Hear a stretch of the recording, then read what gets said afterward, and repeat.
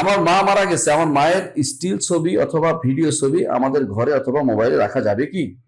যত দ্রুত সম্ভব অমিট করে ফেলুন, যত দ্রুত সম্ভব মিটিয়ে দেন। কারণ যে এগুলি দ্বারা কোনো উপকার নেই, এগুলি দ্বারা বসে বসে সারাক্ষণ ওই এরপর আবার মায়ের সারা জীবন গাইবেন, গান গীত গাইবেন, এরপর এগুলি যা মানুষের কাছে প্রচার করবেন, এটা ঠিক না। একটা মানুষ প্রয়োজনে শুধু রাখছে, প্রয়োজন শেষ হয়ে গেছে, পুড়িয়ে গেছে, এটা মিটিয়ে ফেলবেন। কারণ এই ছবিগুলো না থাকাই হচ্ছে উচিত। অনেক সময় এগুলি খারাপ হাতে পড়বে, কেউ দেখে ফেলবে, কোনো না যায় যে অবস্থায় কেউ দেখবে, এটা তো ঠিক না। মায়ের মা তো মেয়ে মানুষ, তাকে তো কেউ দেখতে পারে না, সবাই অন্য কারো হাতে পড়ে যাবে। এই জন্য এটাই কখনো রাখা উচিত না। যত তাড়াতাড়ি সব অমিট করে আল্লাহ দোয়া করবেন। শুধু মায়ের ছবি দেখে দেখে কান্নাকাটি করে বলে না, অনেকে কি করে ছবি বাঁধাই করে রেখে দেয়, এরপর দেখে।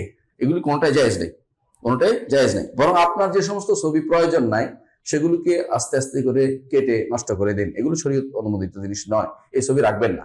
যেগুলো আমরা স্টিল ছবি যেগুলো আমরা দেন, ভিডিও টিপ আছে, এগুলো আমাদের যখন দাওয়াতের কাজে ব্যবহৃত হচ্ছে। এটা ছাড়া আমাদের এগুলি ছবি যদি কোনো বিয়ে শাদী পর্ব টর্ব হয় তো এগুলো রাখা যায় না, ছবি করা যায় না, কারণ এগুলো কোনো কাজের জন্য না। দাওয়াত ছাড়া অন্য কোনো কাজে এগুলি ব্যবহার করা, এই ছবি তোলা যায় না। প্রয়োজন শুধুমাত্র একটুকু রাখতে পারেন, যেমন আপনার পাসপোর্টের দরকার, আইডি কার্ডের দরকার, আপনার কোথাও ভর্তি হওয়ার দরকার, সেগুলি তো প্রয়োজন। এগুলি না হলে দুনিয়া চলতে পারে না, এই জন্য এখন রাখতেছে এগুলি।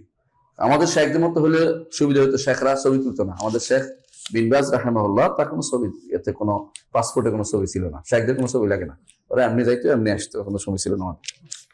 এরকম অবস্থা তো আর আমাদের নাই, আমাদের লাগে। এই জন্য যাদের লাগবে তাদেরটা বাধ্যতামূলক, এটা লাগবে।